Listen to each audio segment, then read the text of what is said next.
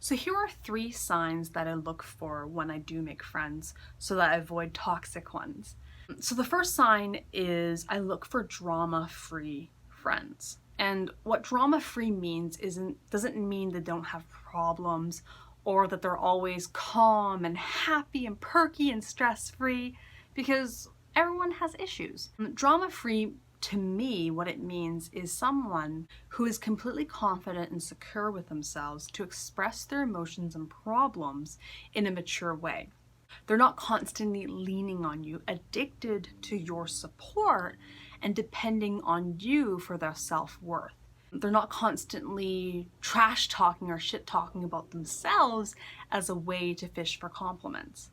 And when they talk about their friends, they come from a place of good intentions. So for example, if they're telling me about a fight they had with a friend, they do it in a mature manner. And what that means is they don't bait you into trash talking about this other person, especially if you're friends with that other person.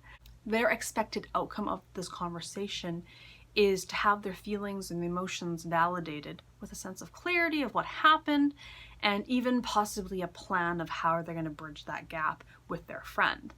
Because how they interact and how they talk about their friends is how they're going to be with me. The second sign I look for is I avoid passive-aggressive bait droppers. What the hell are those? Let me give you an example. Oh, did you hear about Shelly and Janice? And they had a fight because Shelly's flaky? I think Janice totally overreacted.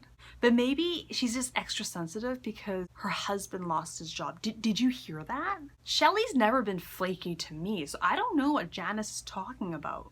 But I did hear Shelly flirted with Janice's ex at the wedding. Did you know that? So now no one's talking to Janice except me. It's like I'm this neutral person that everyone goes to. It's probably because I'm so oblivious to these things. Have you heard anything? What do you think of Shelly and Janice? These are the people who like to be that special person who tells all the gossipy stories and knows all the ins and outs of people's lives and spreads that shit like napalm. They'll act like they don't know anything about anyone, downplaying how connected they really are. Oh, I haven't seen so-and-so forever. But they actually do.